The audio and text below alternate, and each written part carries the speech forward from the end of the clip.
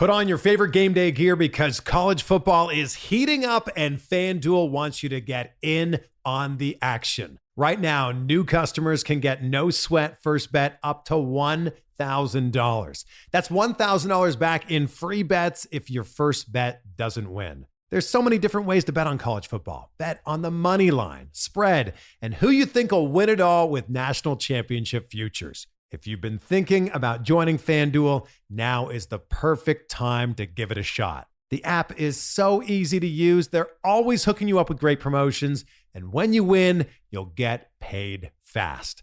Download the FanDuel app and sign up with promo code BlueWire and get your no sweat first bet up to $1,000 for college football. That's promo code BlueWire, exclusively on America's #1 sportsbook.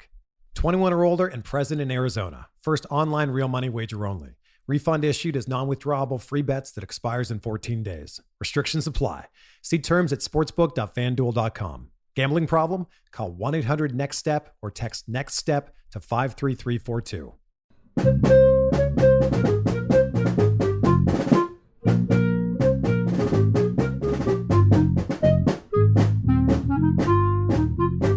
Hey everyone. Welcome to The Final Four is Not on the Schedule. I'm your host, Eric, alongside with expert analyst Rod. Thanks for joining us on the best MSU basketball podcast featuring in-depth recruiting, game matchup, and post-game analysis. We dive deep to give you the best tools to enjoy the Spartans and impress your friends and family. Hey everybody, it's Eric alongside Rod. We're here for our Notre Dame preview show. But before we start, I'd like to thank Sean Southers, who gave a one-time gift via PayPal to the show. Thank you so much, Sean, and for your support. And for all those who are supporting our show through Patreon and through one-time gifts, you can, of course, do that at tffinots.com/support. There you can find ways to either be a monthly patron or to do the one-time gift through Venmo or PayPal. That's what keeps the show running. That's what keeps us going and why we keep adding new features to the show every day. All right, so let's get into this. But before we talk about Notre Dame, let's talk a little bit about what's been going on in the news, because it's the the infirmary at Michigan State and East Lansing. We've had obviously Malik Hall's out for a couple of weeks, and Jade Aiken's been back, and then he left and he was out for the PK85. And so, Rod, why don't you kind of tell us where Aikens is? Because the last time we saw him, he looked like he was okay, but we hadn't seen him actually suited up and on the court. Yeah. So officially, or as official as it gets, per Tom Izzo's press conference this afternoon, Aikens is doubtful for Notre Dame. Some of our listeners, I think we may have even mentioned it in our post game, but some of our listeners may have noticed that Jaden was not wearing the boot on the bench in the Portland game. And that tracks with what I've heard, that this is not something they believe is a huge deal. I'll also note, again, I will reiterate, I was told at the start of the tournament that if this were an NCAA tournament game, Jaden Aikens would have been able to go. So clearly what they're doing is they want to make doubly certain that this is not a chronic problem, that when he comes back, he is truly back and we don't have an in and out all year long. That's what you don't want to have happen. So that's what's going on. I thought there would be a chance that he would play against Notre Dame, but as you think about it, remember Izzo, and apparently, by the way, Jaden did some shoot around stuff on Saturday on the off day in Portland. He didn't go through a full practice, but he did some shoot around. So Izzo may not be counting that in he's got to practice 2 days before he plays, 2 consecutive days. And I suspect that he probably doesn't count that, but it tells you that, this isn't anything to be worried about long-term. So if you think about it though, you look at the schedule, they must have gotten back very late last night because the game ended 7:30 Eastern time. So they probably, even if they got out of there quickly, you're not talking about getting home till 1 a.m. probably. And that's a best case scenario. So likely today, I would think they probably had a fairly light practice. Maybe tomorrow they might have another one and then go to South Bend. but not a lot of opportunity to really get him the kind of work that you'd want him to get to sign off on his playing again. So that might be what's going on. But I think the biggest thing is, Big 10 play starts on Sunday against Northwestern. You want him to be straight for that. That game matters more than Notre Dame. That's just the reality of it. So I guess I'm going to make a guess here, and I could be horribly wrong, but I'm going to guess that Jaden actually dresses for this game, but that they try to hold him out. Yeah. Would you also, I think, when it comes to Akins and his injury, it sounds like, according to what we've heard, the official reports, that it was not a surgical site. It was a different sort of injury to his foot. And correct. And if that's the case, then you'd expect that his surgical site should be well recovered by this point, and that this is a new sort of thing that they're letting recover. But also, it's going to take him a while to get back in game shape. And so I would suspect that if he comes back at Notre Dame or Northwestern, either way, he's not really back to full strength until probably like January, where he's kind of back in the flow and we might expect him to start a game, right? Yeah, I think you're right. I think that's what you're using those handful of remaining non-conference games and all that time off around the holiday or just prior to the holiday when MSU is going to have an opportunity to practice a lot. That's what you're looking for to get Jaden back up to 100%. The shame of it is it felt like in the Villanova game, you were seeing him just round back. That felt like the first time that he was truly, okay, that's why that's the Jaden Akins you had people raving about in the summer. And it felt like you were, obviously that dunk was a moment that had people feeling that way, but not the only moment. He played really well in that game. And so you're kind of back, I would think you're kind of back to where we were in the Northern Arizona or Gonzaga games, and so it probably will take a little while for him to work back up from there. But if you get him, look, with both he and Malik Hall, I think clearly the target is have them pretty much ready to go in terms of being back up to speed and feeling comfortable by the time Big 10 play kicks back in January. Right. That's the realistic goal right now. You're not worried about this game. You're not going to be at full strength for Northwestern and Penn State.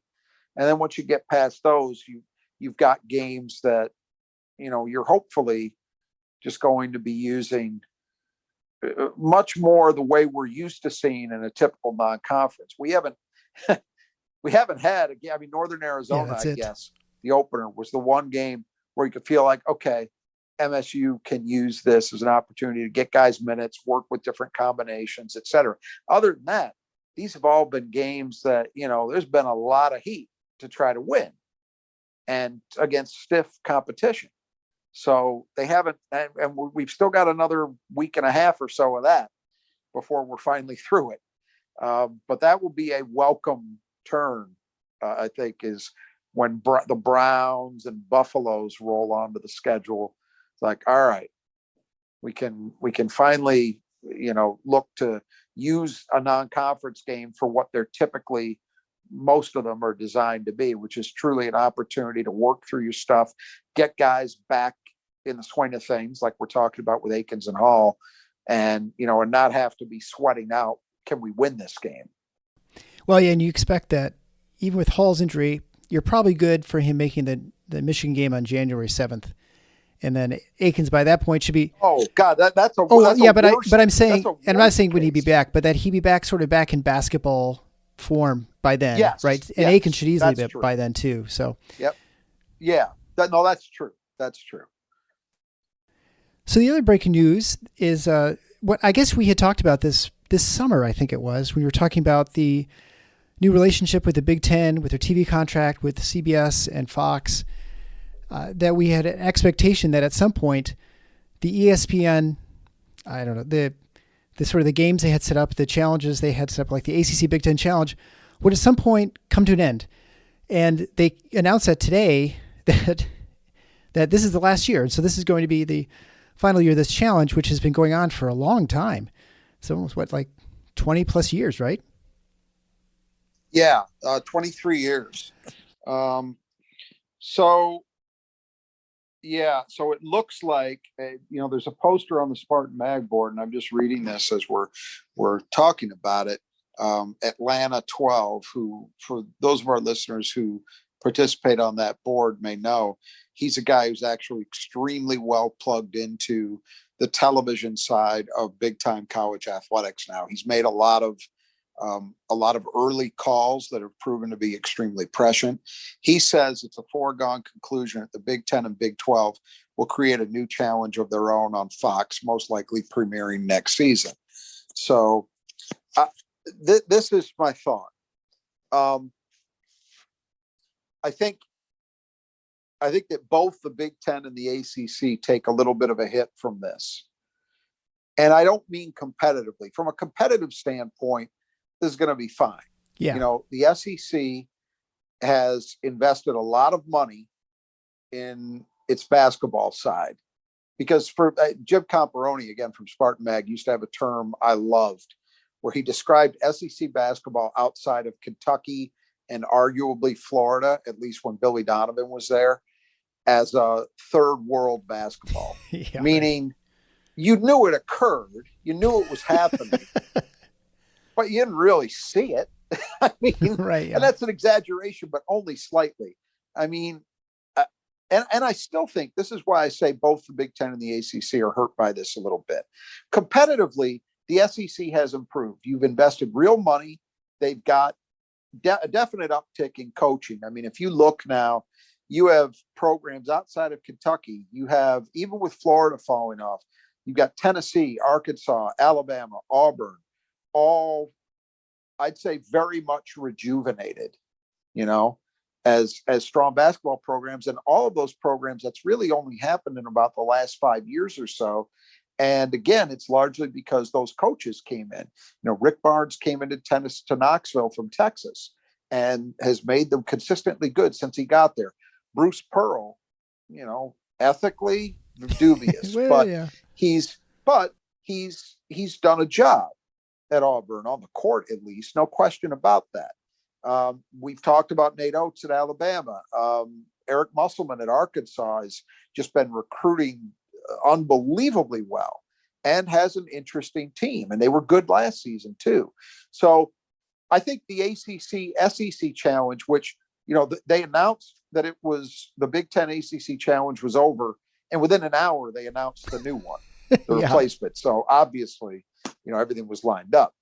I think from a competitive standpoint, it'll be fine, but the problem is the SEC doesn't have the juice that the Big 10 or the ACC have in the world of college basketball. And that's for two reasons, I think, and they're somewhat interrelated, but not entirely.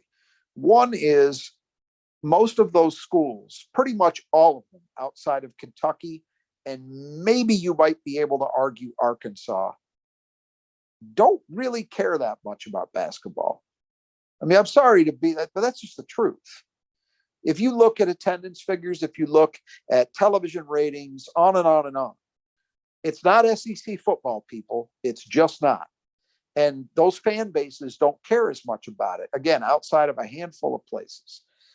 And that also, I think, in part translates to, I don't think the SEC moves the needle nationally the way the Big 10 or the ACC do. And again, it's because most of those schools, the Big 10 is obviously a football-driven conference too. We all know that. But the fact is, it has a much longer, and I would argue, and I would freely admit to Big 10 bias here, but I think I've got history and facts on my side. The Big 10 has a much more robust history and tradition of basketball than the SEC as a collective does. I don't think that's a wild statement. I think it's true. And so the ACC playing the SEC instead of the Big 10, that doesn't have as much juice. I'm sorry. It just doesn't. And conversely, the Big 10 playing the Big 12, look, from a competitive standpoint, you could make a good argument that the best conference in America, at least over the last 5 years or so, and maybe even a little longer than that, has been the Big 12 year to year. I mean, it's a very, very good basketball league. It has been for quite a while. But again, outside of Kansas, it doesn't have quite the same cachet as the ACC in this sport. It just doesn't. And that's not the fault of those schools. It's just reality. So I'm not surprised to see that the Big 10 and the Big 12 are going to get together in that.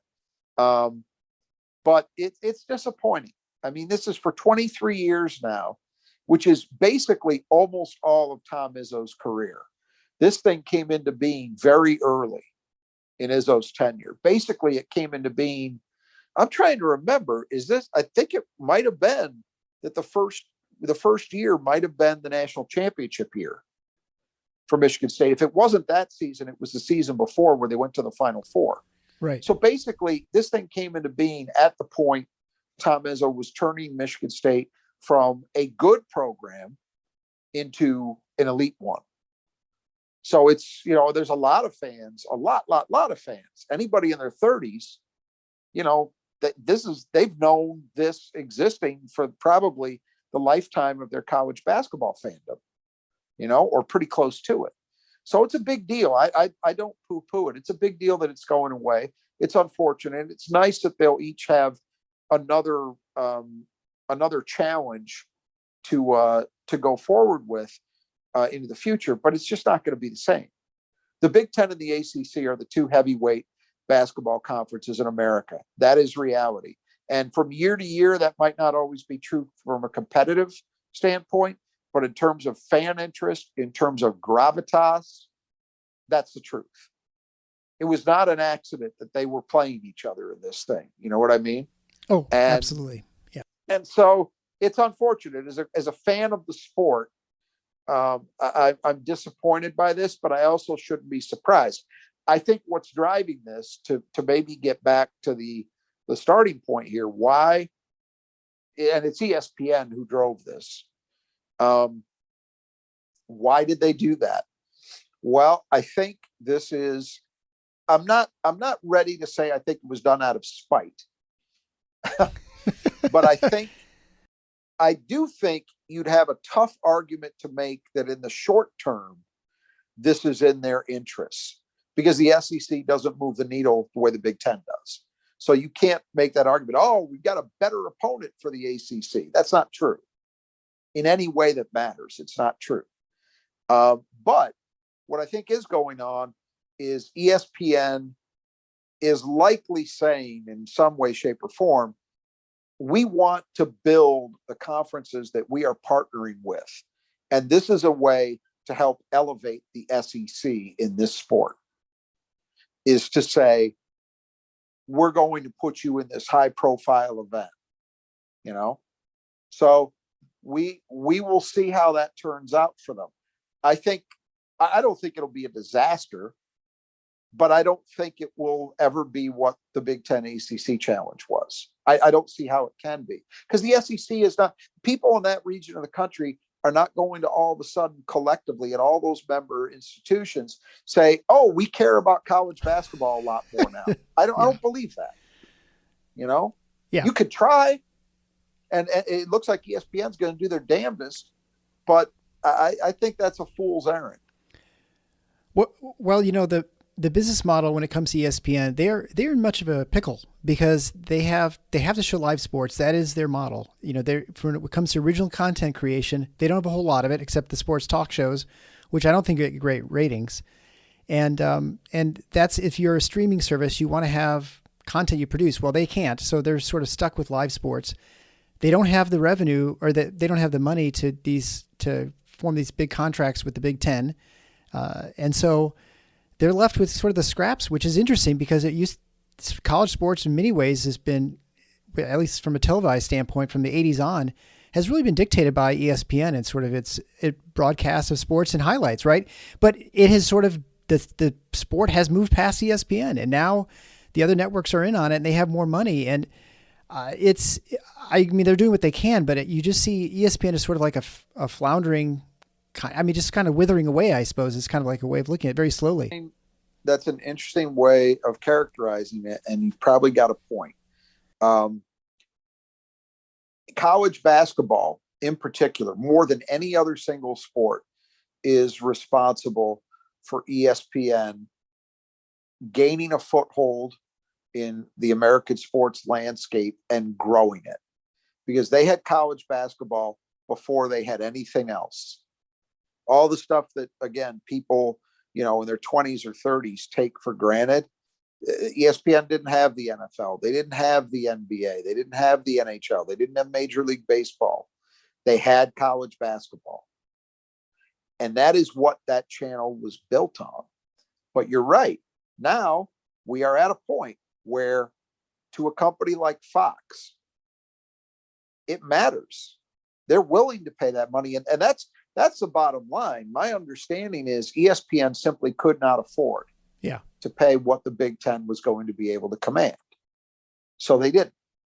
They put in an offer that they knew was going to be lowball, and I guess left the Big 10 with the choice. Well, do we value our presence on ESPN enough to take less, to have some kind of presence on it? And the answer was no.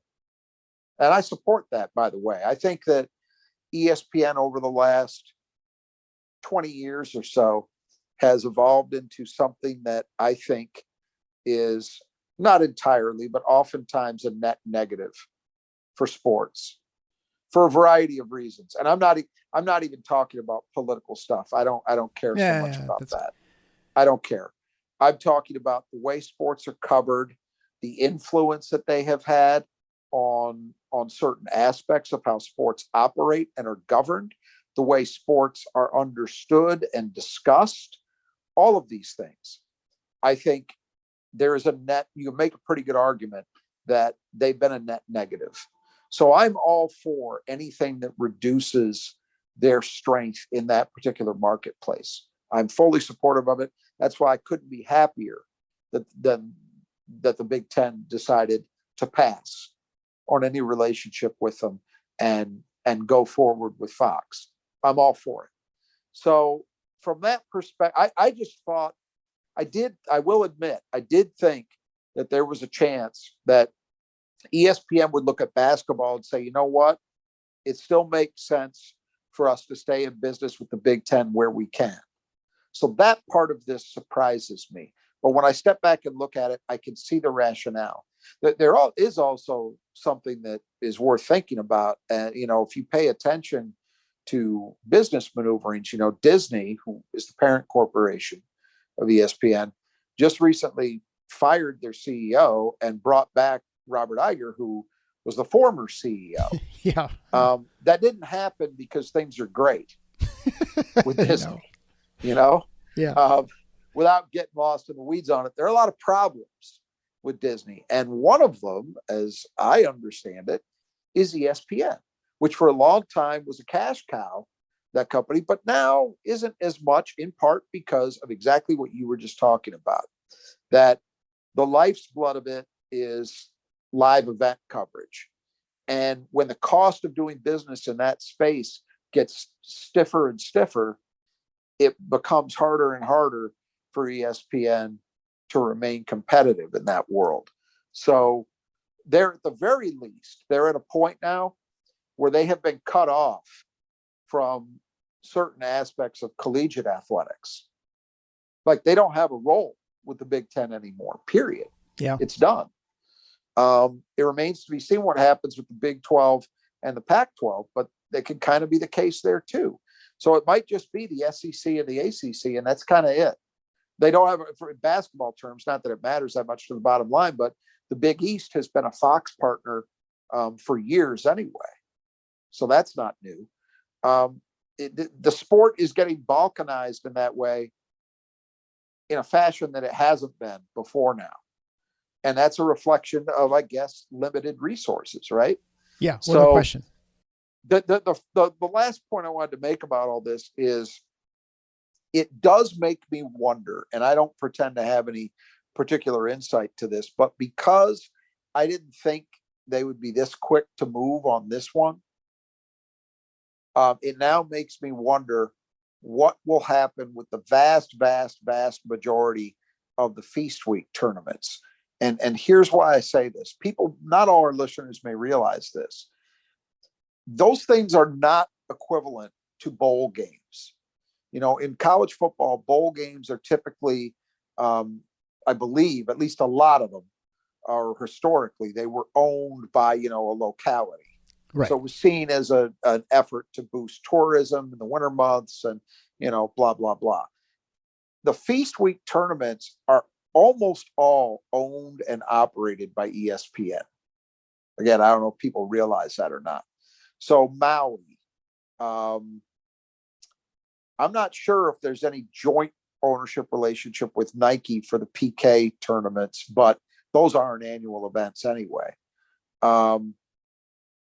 One exception might be, and I'm not sure about this, actually might be Atlantis, because I have a memory of Atlantis actually being broadcast on other networks besides ESPN. At least it had been in the past. But most of these tournaments you saw in the last week are owned by ESPN. Maui definitely is. And this happening does make me wonder, might they start kind of easing out Big 10 participation? I would be surprised by that if for no other reason than I don't think those tournaments can really survive in the way they currently operate without Big 10 teams. Yeah. Any major tournament has a Big 10 team in it, right? Yep. Always, every year. There's no exception to it. And it just, forget about attendance, because as you just saw in Portland over the weekend, attendance really doesn't matter, right? Yeah, right. But eyeballs do. Yep. And again, I go back to, are you really going to be able to do the job in terms of drawing interest if you don't have Big 10 teams playing in these things? I don't think you are.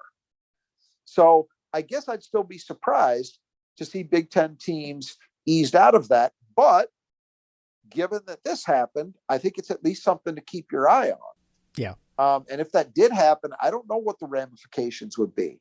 You know, it's again, for people who are maybe only in their 30s, you might not remember it. College basketball wasn't always this way. I remember well into my 20s, the only tournaments that weren't on campus hosted events that really mattered, there was the Great Alaskan Shootout in Alaska, and there was a thing called the Rainbow Classic in Hawaii. Yep. And that was it. Other than that, what was typical in the non-conference was for a major conference school to host a 4-school invitational. Michigan State, it was alternately called the Cutlass Classic or the Coca-Cola Classic for years. And you would usually have, they would try at least to get one other power conference team, but you know, sometimes they did, sometimes they didn't. And then 2 smaller schools. And that formula was replicated across college basketball. Indiana used to do 2 of them. They had the Indiana Classic and they had the Hoosier Classic. Were both, so these were not nearly as competitive as what we've grown accustomed to, say, the last 30 years. The sport really began to change in the early 90s with Maui. Maui was the thing that really kicked that off. And it's become a whole deal. It's probably my second favorite week of the year in college basketball is that week, because there's just constantly college basketball and you're seeing great matchups, power conference teams facing each other. You're seeing good mid-major teams getting a chance to make their name. You know, it's competitive and it's every day. And it's great stuff. I would say only the first weekend of the NCAA tournament tops it, you know, for me as a basketball fan. So to see any change in that would be really jarring. And I'm hoping that we don't see that. Yeah, I think I'll just add a couple points. One is, you know, when it comes to eyeballs, there's a reason the Big 10 was able to sign that massive TV contract. It's because they are the number one conference. And especially when you look at those, like that conference attendance in Portland, as you pointed out, there were as many Michigan State fans, maybe more, than Oregon fans and Portland fans, which is stunning. But it just shows you the draw that college athletics has from the Big 10 and why they're so important to viewership, on TV and then in person. It's not just Michigan State either. No, right. There was a really good 4-team event earlier in the week in Vegas with UCLA and Virginia and Illinois, and I think Baylor was the other team. So those are 4 good programs, right? And in UCLA, one of them is considered a blue blood. You know who had the most fans by far at that thing? Illinois. Yeah. You go on and on and on. Purdue had a great turnout in Portland, as well as Michigan State. Ohio State had a good turnout from what I could see in Maui. That's the way it is. And that's just in-person turnout. That doesn't even begin to capture the eyeballs on television, which is what this is really all about. So just a couple of other quick ramifications of this potentially. One, I do wonder if this is going to mean that we see an extension of Gavitt games, which is controlled by Fox, because Fox has both the Big 10 and the Big East. So if they want it to continue and the conferences want to continue with it, that can continue. The problem with it is because the Big East is significantly smaller in membership than the Big 10. It won't equate to what the Big 10 ACC challenge would ever be, because you never have everybody involved from the Big 10 side. But it makes me wonder. I kind of felt like that one might be going away, but I wonder now, even if this Big 12 thing does come online, it remains to be seen. The other big shoe to drop potentially, and this is the one that I think Michigan State fans will be most concerned about, is the Champions Classic. That is owned and operated by ESPN. Okay. Mark Howes created it, but it's ESPN's property. Mm-hmm.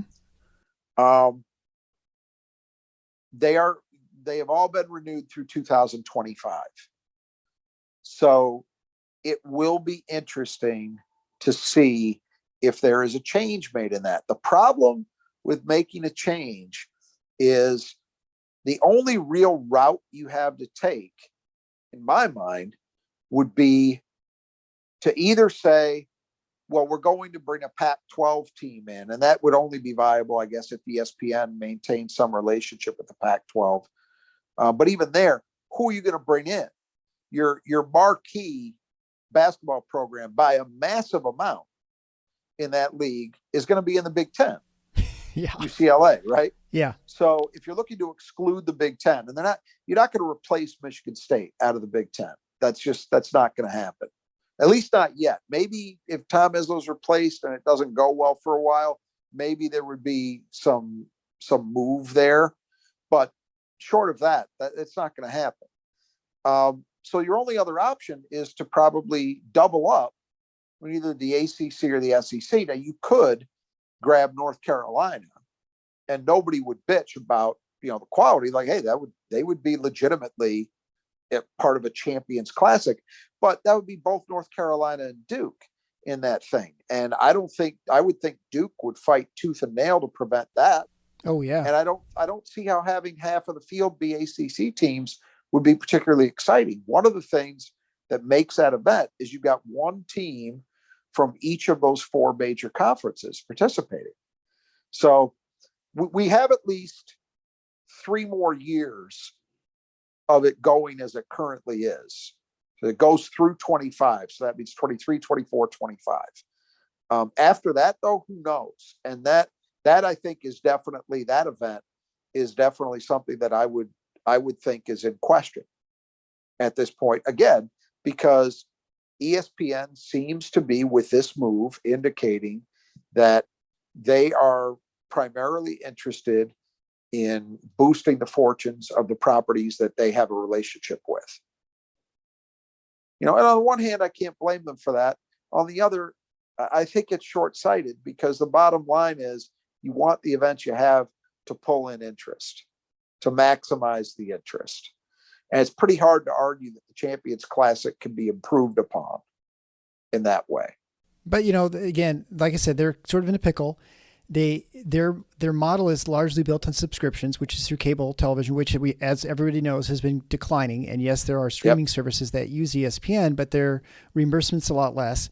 And so ESPN has less money to spend on these live events, and therein lies their problem with their model.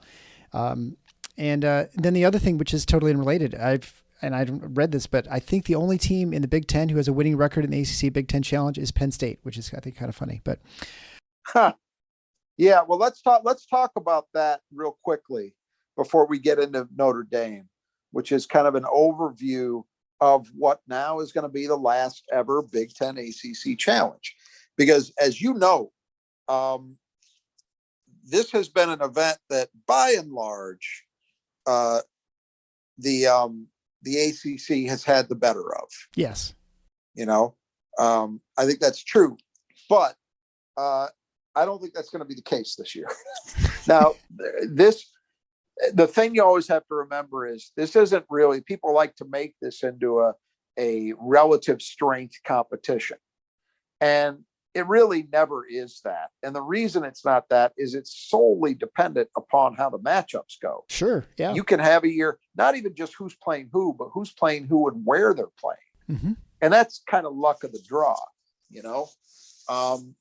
Sometimes you've had years where I felt the Big Ten was clearly the stronger conference, but they had a bad draw. This year, I don't think it matters. I mean, I look at the draw and I think it doesn't change the basic facts, which are, at least right now, the Big Ten has got a pretty good claim, in my opinion, for being the best conference in America. That doesn't mean it's going to be that way when we get to March. And it certainly doesn't mean that it's going to result in Final Four teams and a national title or anything like that. We know that. But in terms of measuring a conference's strength, 1 to 14, I think it's pretty hard to argue that the Big Ten hasn't had the best non-conference to date. You just had Purdue win their bracket of the PK event, the Legacy, and they did it by just demolishing Gonzaga and Duke in consecutive games. Very impressively done. Indiana really hasn't played anybody yet. They did get a road win against Xavier, but that's it. But they've looked very impressive. Illinois looked great beating UCLA and hung with Virginia for quite a while before fading at the end. They look pretty good. We know what Michigan State has done. I thought Ohio State looked pretty good in Maui when I saw them. And they went 2-1 in that event. So I think they look good. Wisconsin has one loss. They've got 3 Power 5 wins and 1 loss, which came by a point against Kansas. Yeah. And people aren't even convinced that Wisconsin's any good. I'm not convinced they're any good by Big Ten standards, but the start, you can't deny it. Iowa finally got beat, but they lost to a pretty good TCU team. They've got a couple decent wins besides that. On and on we go. The ACC, meanwhile, they're in trouble. I think it is fair to argue that the 2 standard bearers, North Carolina and Duke, for different reasons, do not look very good right now. And I don't mean that they're not going to make the NCAA tournament not good, but I mean top 10, Final Four level team good. I don't think they've shown that. Carolina went 1-2 in Portland. They beat Portland barely, but that's not we saw in the Michigan State game, Portland's not bad. Yeah, we did the same. Yeah. But they lost their other 2 games. They got beat by Iowa State pretty easily, and then they lost a tough, 4 overtime game, 3 overtime game against Alabama. Yeah. But they lost. The thing is, they hadn't looked very good before that. They'd won, but they hadn't looked very impressive against lesser opposition. So UNC is basically, they're scoring well around the rim, but they can't shoot to save their lives from range. They can't hit threes. They've been awful. And they're not offensive rebounding the way Carolina teams typically do. So they've got some problems. And people need to remember, as Carolina was number 1 in the country by most people heading into the season. But you got to remember, that team was a whole lot of not good for much of last season. Right. for a lot of the year, it looked like Carolina was very questionable as to whether they'd even make the NCAA tournament. And then they got hot late. They beat Duke in the Mike Krzyzewski "Aren't You the Greatest" game at the end of his career. And then they went into the NCAA tournament, got all the way to the national title game, right? Yep. But that was a heat check. I think they got hot. I don't know that it meant, oh, Carolina, sometimes that happens where a team struggles for a while, then they figure it out and they bring a lot of people back and it carries over into the next season. You could argue to an extent that was the case with UCLA last year. They were a team that barely made the tournament, got hot, made a huge run to the Final Four, and then carried over into last year where expectations were high. They didn't meet those expectations, but they still had a pretty good year, So sometimes it works that way and sometimes it doesn't. People have to remember, Carolina, all those guys being back, those were the guys that were struggling in December and January and even into February. So should they have been the number one team? I think there was a lot of projection going on. And they lost some key guys too. I like Pete Nance. I think Pete Nance is a really good player. But is he going to be as effective as the transfer from Oklahoma they had last year, the weird beard guy? I don't know. Man. No, I don't know. So questions there. And with Duke, they're really young. And I don't know that their freshmen are quite as good as they've been hyped to be outside of Filipowski, who I think is as good or better than people thought he would be. Duke too, they don't shoot it well. And, to me, I looked at their profile today, their offensive profile, other than offensive rebounding, where that's what's saving them. They're the number one offensive rebounding team in the country right now. Everything else that matters, they're horrible offensively. And defensively, I don't think they're great either. I mean, Purdue tore them up. Yeah. And you could say, well, it's their youth, and that might be true. But when I looked at the lineups Purdue was running out there, Purdue's not a super, super experienced team in some ways either. They're a little more experienced than Duke, but not by a lot. They were running a lot of freshmen out there or sophomores who hadn't played very much. And they looked a lot better. So those are your standard bearers. The old Florida State, who you could make an argument has been maybe the best non-UNC Duke Virginia program in that league over the past 5, 6, 7 years, right? They've been good a lot of the time. They are 1-7. Yeah, they're disaster. They got beat by Nebraska. Handily, not close. So Florida State in real trouble. And some of that is some eligibility problems they've had that are kind of outside Leonard Hamilton's control. But that thing looks horrendous. Then we turn to the one that's even worse, Louisville. Louisville hasn't won a game yet. Not one game. And they haven't really played anybody yet either, I will note. They haven't played a really good team yet, I don't believe. But they've just been getting smacked.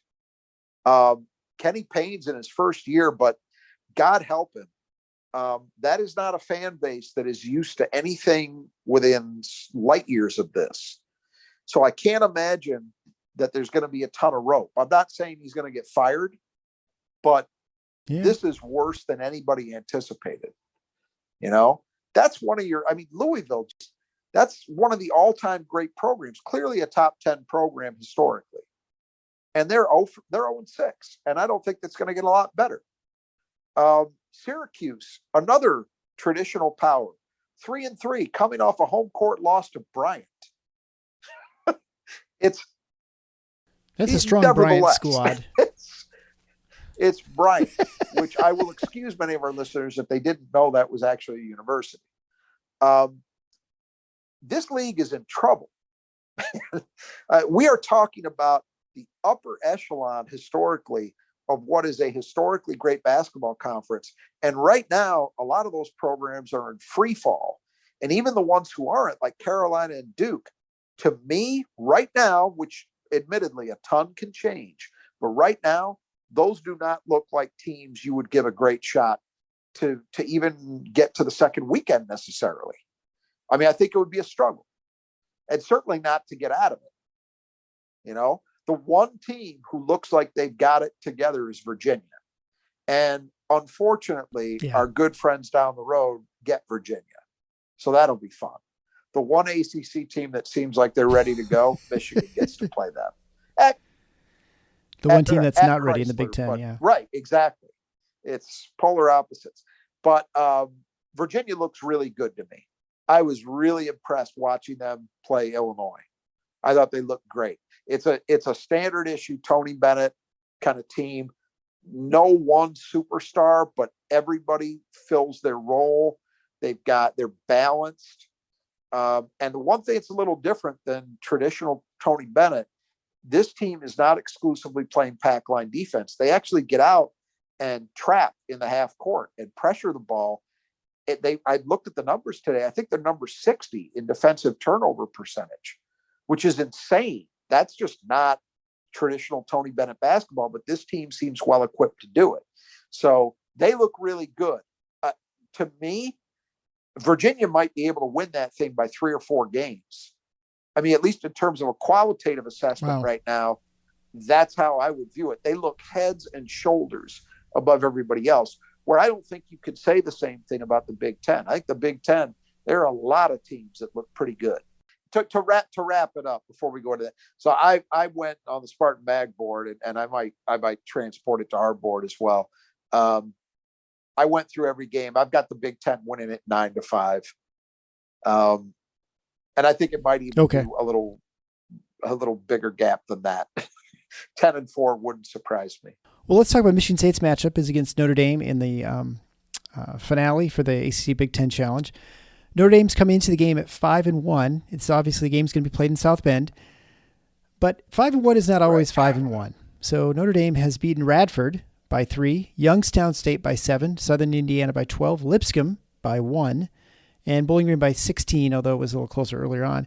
And they lost by 12 on neutral court to St. Bonaventure. So they're struggling. I mean, they're winning, but they're not looking great. They're 78th overall in KenPom, and in comparison, Michigan State's 30th. And they're 28th on offense, but 168th on defense. Pretty good shooting threes, 35%, which is good for kind of 108th, kind of close to the top third. They're 20th in shooting twos, number 13th in turnover percentage, and number 5 from the free throw line at 83%. But they are 350th in offensive rebounding percentage, so they don't really do much there. And defense, they're unmitigated disaster. They're sub 200 in twos and threes, and for their ranking of 168, they're about bad in everything. And so that's sort of the way it goes, except defensive rebounding, I guess. Let's go through this matchup in general first here. It's a team that seems to check all the Mike Bray boxes. So, except I don't think they're as good as what his best teams have been. Offensively, they're not going to make a lot of mistakes. And that is true with this team. They shoot the ball well. It's strange to say about a team that's not that bad in three-point shooting, but the fact is, I think they're probably a little bit disappointed because they're two of their guards are well below their historical shooting percentages thus far. As a group, they're doing okay, but I think they thought they'd be better than okay. And they probably have to be better than okay to be any good at all. I don't think at the rate they're at currently, I don't think that's good enough because this team is predicated on shooting. If they're not hitting shots, and especially shots from deep, I don't know. They're bad enough at enough other things that I think that's going to be a problem. Thank God they don't tend to draw an excessive amount of fouls. They're very much middle of the pack in terms of their frequency at getting to the line because they do shoot free throws extremely well. They're just under 83% as a team. So you don't want to get into a free throw shooting contest with them. That's for sure. Defensively, though, I mean, as I say, this is a Mike Bray special. Mike Bray is a coach with a very similar profile in a lot of ways to Fran McCaffrey. I think of them as cut from much the same cloth. Their teams tend to be very efficient offensively, They tend to have a lot of shooters. They tend to be they tend to have less than superlative athletes. And I'm going to let you, the listeners, translate that however you like. But the fact is, they are not an impressive team athletically, and they rarely are. And that usually has ramifications for what they can be defensively.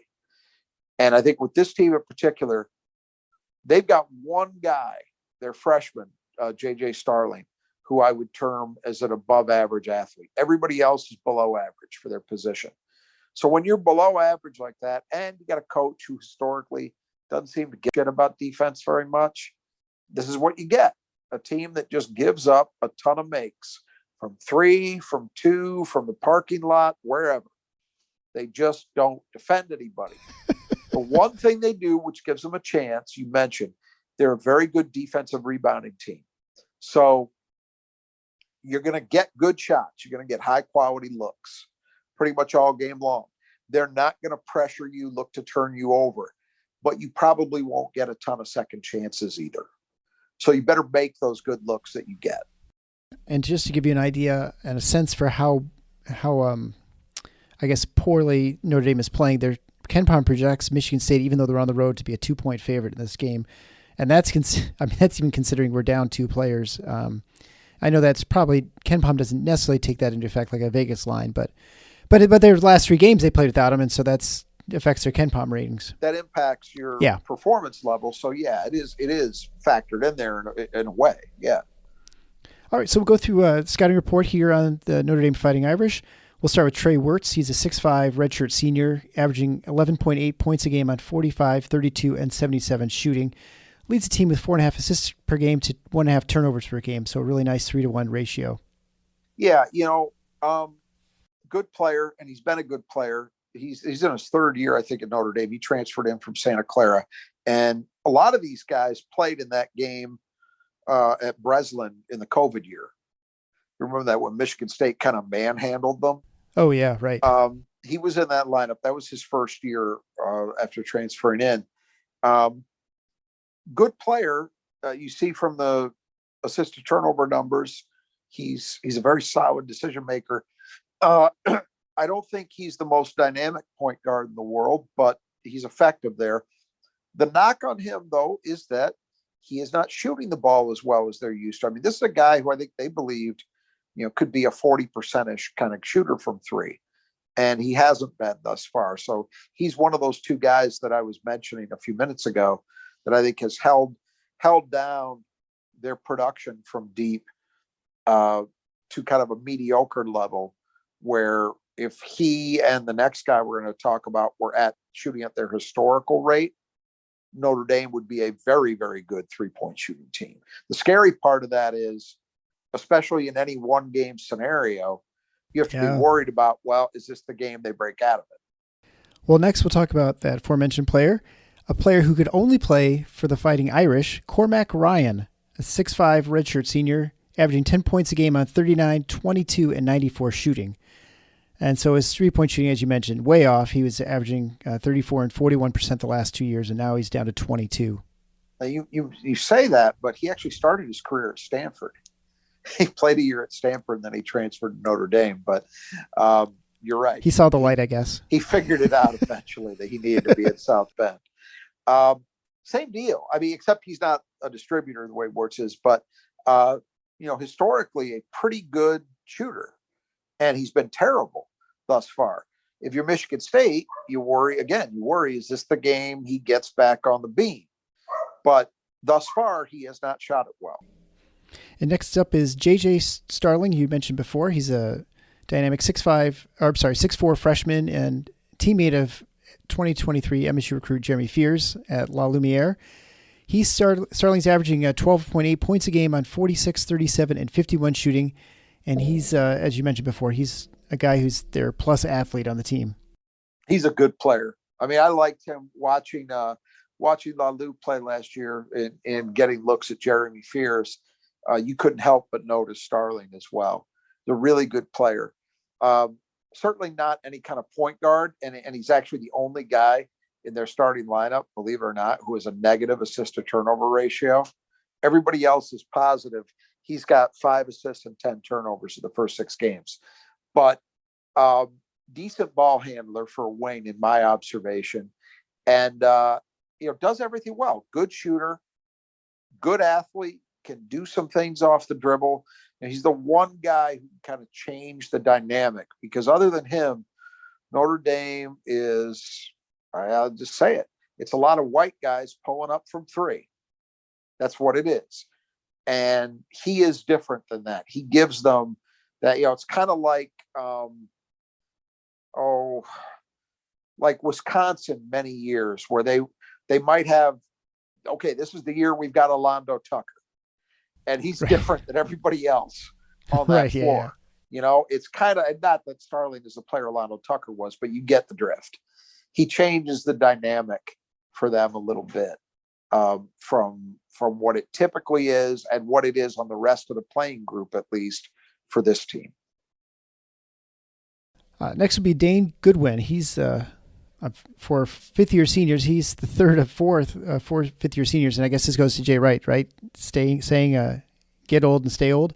Yeah, so he's Bray gets credited with it too, and it is amazing that there is no more Mike Bray team than this, with 4 fifth-year seniors in the starting lineup. And he's averaging 14.3 points a game on 49, 48, and 100 shooting. 6'6", and a 4-man, but doesn't quite play like you probably expect your traditional 4s to play. He would, calling him a stretch 4 is a stretch of the meaning of that term, because he isn't really any kind of 4. He's a guard. It is amazing how fast time flies. I have vivid memories of seeing Dane Goodwin playing in EYBL, so AAU basketball, with his teammates, Foster Lawyer and Thomas Kithier. And it's shocking to me that not only is he a senior, but he's a 5th-year senior. Just time flies. But he's become, I give him credit. I was not particularly impressed with him at that time. Wasn't very athletic.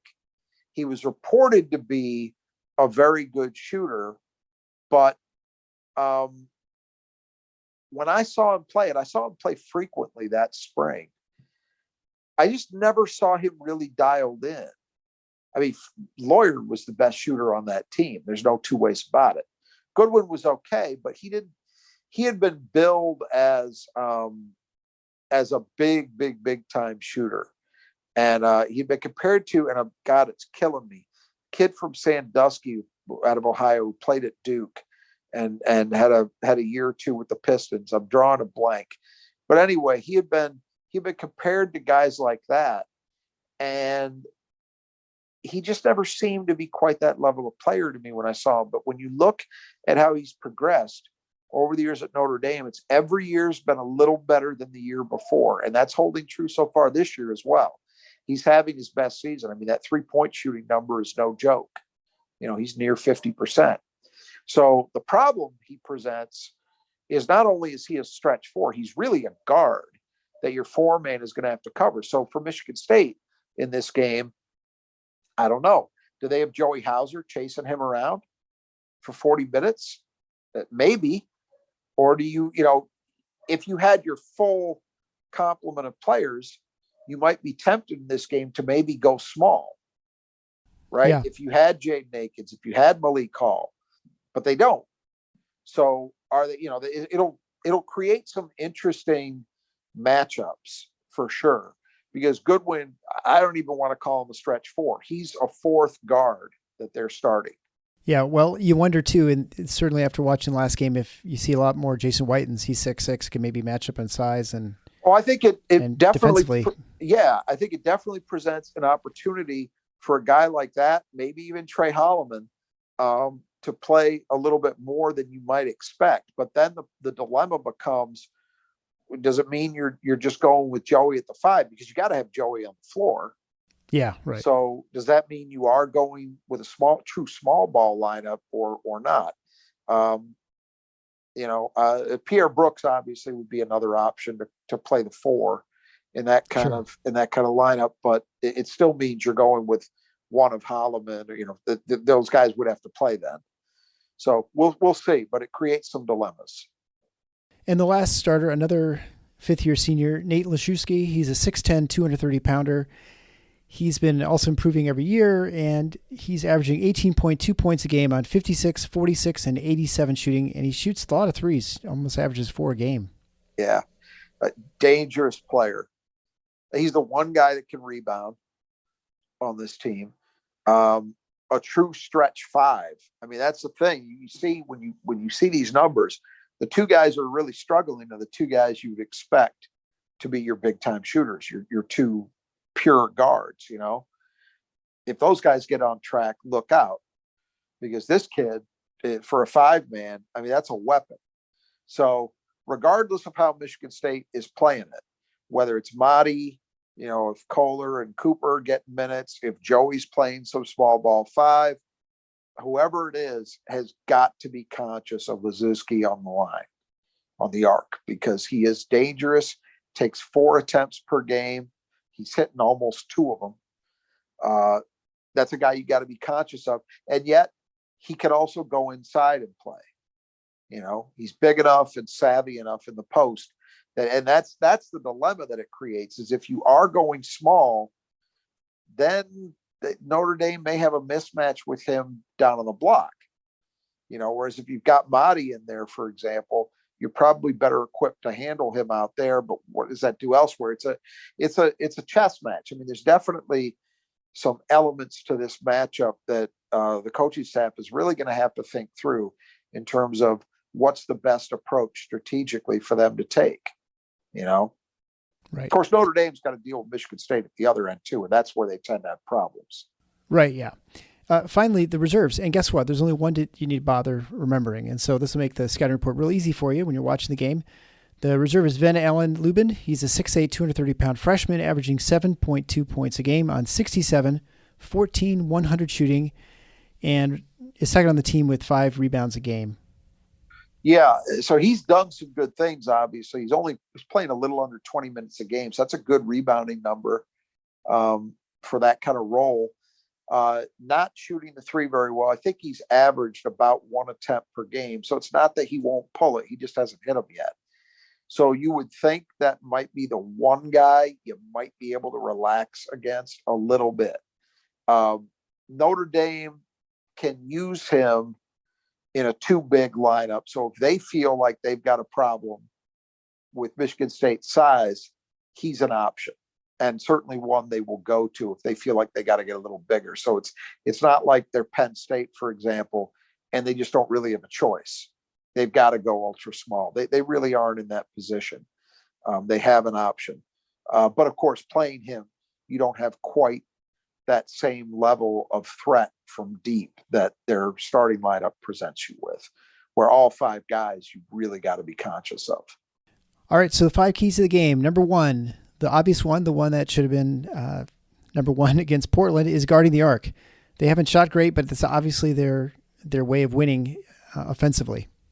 Yeah, and don't get me wrong, this is not Alabama.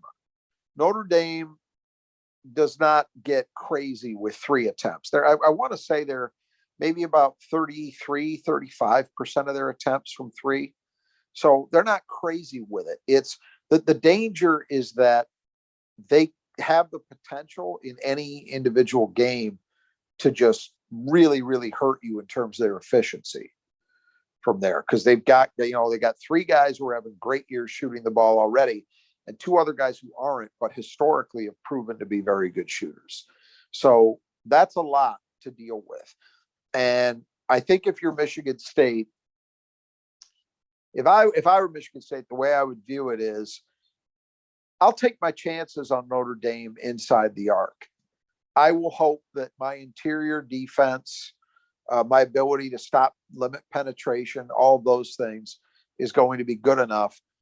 And that the one way Notre Dame can hang in there or beat me is if they're hurting me a lot from 3. So I'm going to try to take that away from them. Right.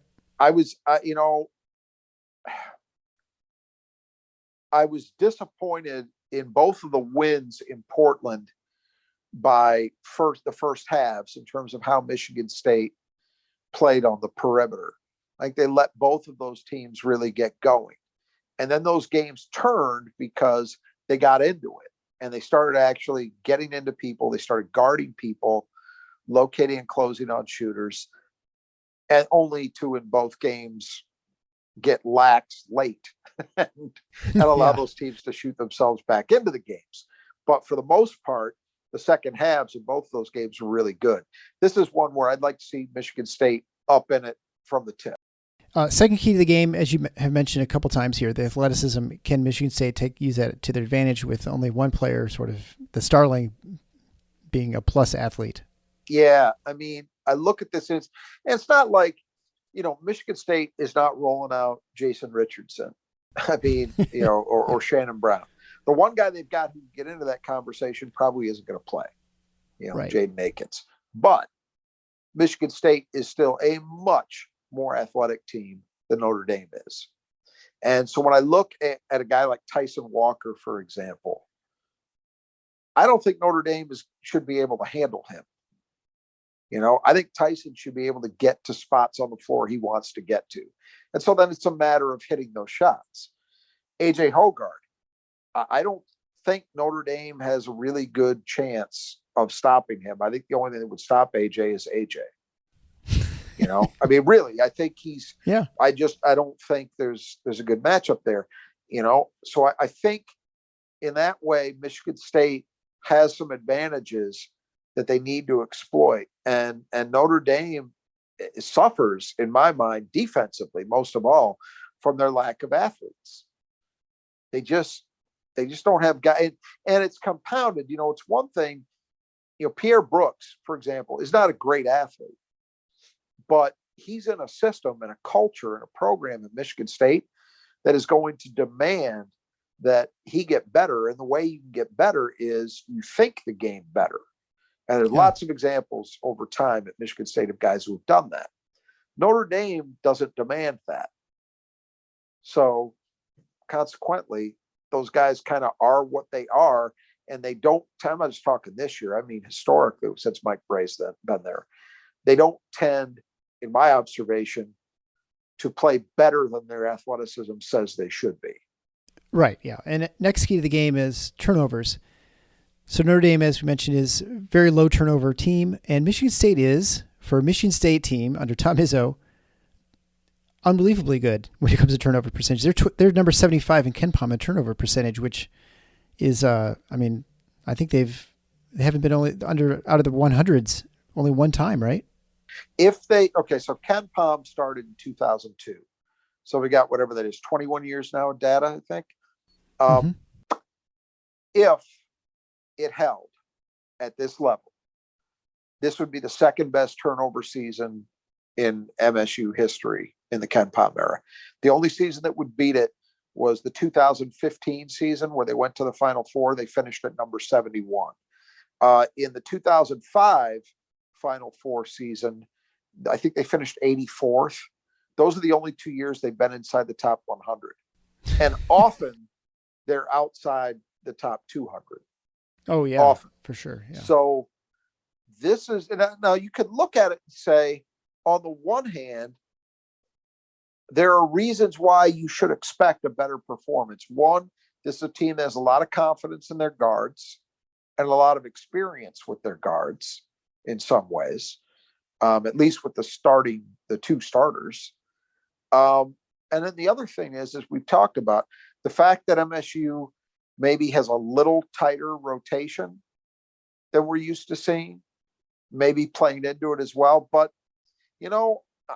that one, the experience in Portland maybe cuts against that because they had lineups out there that in no way, shape, or form were ever anticipated they would play this year. Carson Cooper played a little bit of 4 in Portland. Jason White's got heavy minutes in that Portland game, right? Trey Holloman was playing maybe a little bit more than you thought he would. That's not to be expected. And so I don't know whether it's as simple as that. But I do think those things are contributing factors. Bottom line is Michigan State's valuing the ball very well. I think it matters here for a couple of reasons. One, Notre Dame is the furthest thing from a ball hawking defense. They are not likely to force turnovers. So if you're making mistakes, they're going to largely be self-inflicted. And that's something you need to see Michigan State avoid, obviously. But the other thing is, because of the fact that Notre Dame really doesn't try to offensive rebound, and because of the fact that they are a very good defensive rebounding team, I don't know that I expect that there's going to be likely a big gap on the offensive boards. There could be, but that would be Michigan State really doing a great job against a team that generally controls its defensive glass pretty well. If that holds true, then you don't want there to be a big gap in the turnover category, because you probably aren't going to be able to make it up easily on the boards. Right. Well, number 4 is get old, stay old. And I've mentioned already, Notre Dame has 4 of their 5 starters are fifth-year seniors. They've got 1 freshman. The counter to that is Michigan State's got a lot of upperclassmen too playing. They do. With Hogard, Walker, Hauser, and even Whitens, you could say, right? Yeah, a lot of experience, just not at the Big 10 level, but sure, Division I experience, tons of it. I mean, kid started 45 games in his career at Western. So yeah, you'd feel even better if you had Malik Hall, because that'd be another senior. But even so, Michigan State is a team that has a good amount of experience, but this is one of those games where they're trumped pretty easily by the opponent. And that can have implications. I mean, the one thing you would expect is that Notre Dame is not going to do a lot of dumb things to beat themselves. That's generally what you expect from an experienced team, is they're going to play poised basketball. They're going to make you actually go out there and beat them. At least on the offensive end, they're not going to make a lot of dumb mistakes. I think defensively, they just don't show a lot. But we'll see. I mean, this is kind of the Mike Bray platonic ideal of what his program, what he wanted to be. At least this year. Next year, it's not going to be the same deal by any means. Right. But for this year, you really can't do much better than 4 guys in their 5th year of college basketball. I mean, that's pretty amazing. And so we'll see if that has any impact on the outcome. If we walk away from it saying, boy, that's a team that just kind of savvied their way to a win, Well, the 5th key to the game is, a bit surprising to me here. Late game situations. Michigan State has really struggled, obviously, to close out games, even with fairly sizable leads. And so, can they get a lead, and can they hold it and not make it so it's going to come down to the last possession or 2 possessions? I guess that's the question. We got to talk about it at this point, because Izzo took the blame on himself. Put the blame on himself, rather. He took the blame for what was happening in Portland. But I'm sorry. I can't personally, I can't let it go there. You've got veterans, and most of all, people want to blame Hauser. Okay. But yesterday's game, at least against Portland, Joey was done no favors at all by AJ Hogard. At least 2 of his 3 turnovers, I felt, were largely, if not entirely, the fault of AJ Hogard. And so that goes beyond the turnovers that AJ definitively committed himself. That can't happen.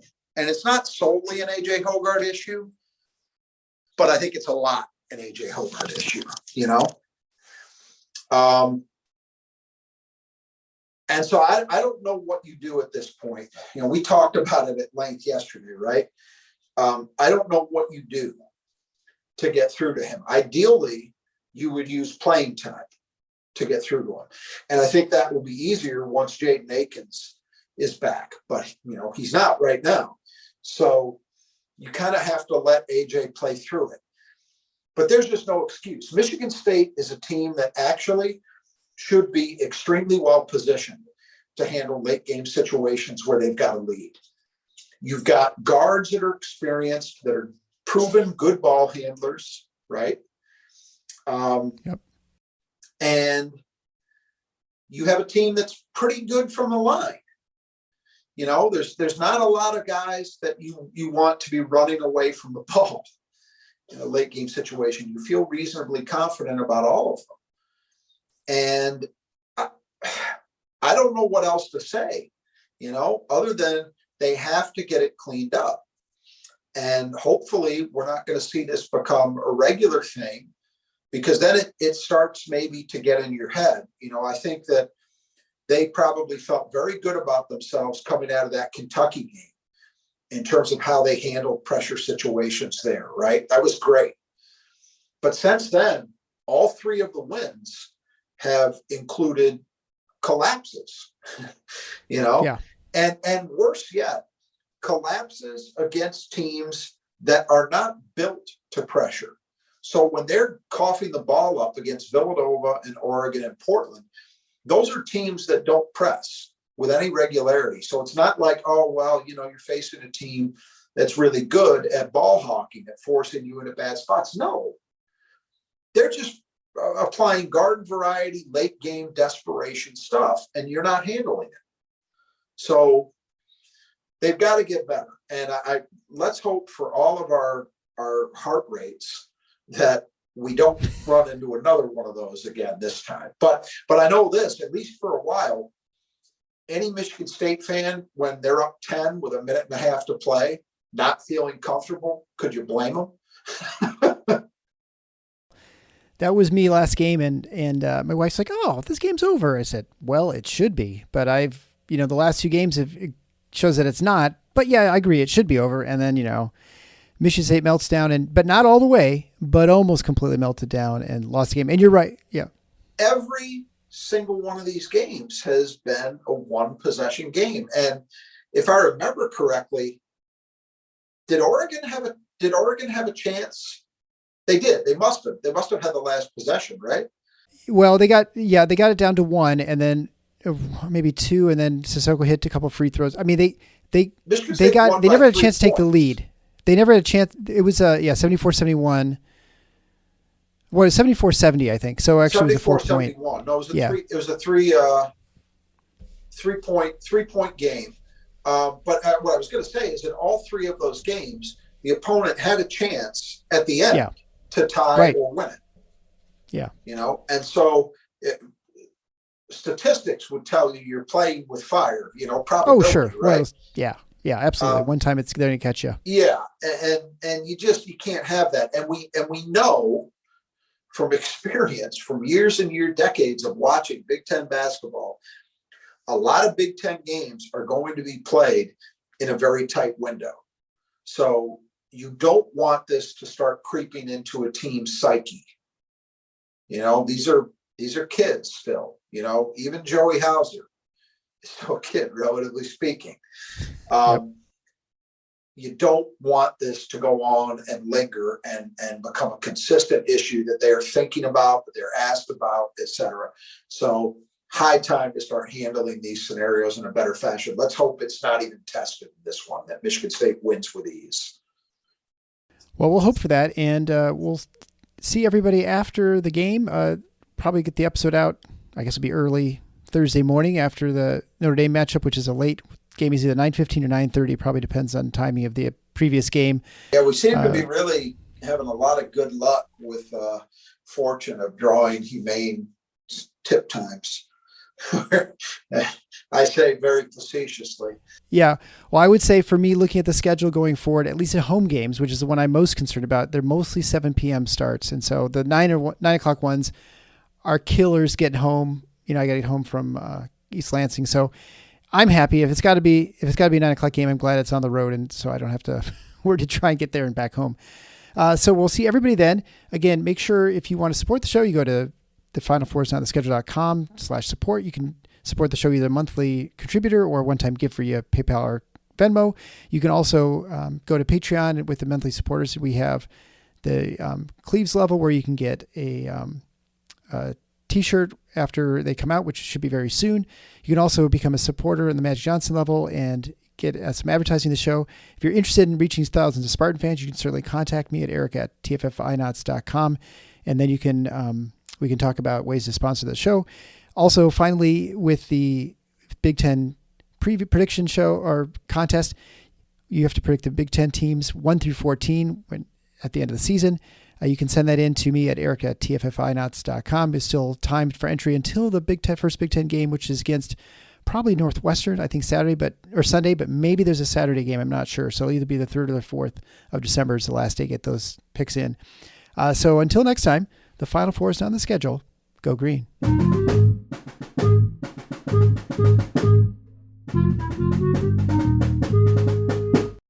If you've been dreaming of being a parent, having watched the calendar for longer than 6 to 12 months, and your 30s is in the rearview mirror, please don't give up hope. There's an incredible team to support you. Reproductive Medicine Associates, here to help at rmanetwork.com. An extraordinarily talented team of doctors. They make it their mission to build families with success rates that far exceed the national average, and they're right here in our neighborhood. They're even opening in Jersey City in January. So when waiting for nature to take its course isn't working, it's time to go to rmanetwork.com to request an appointment.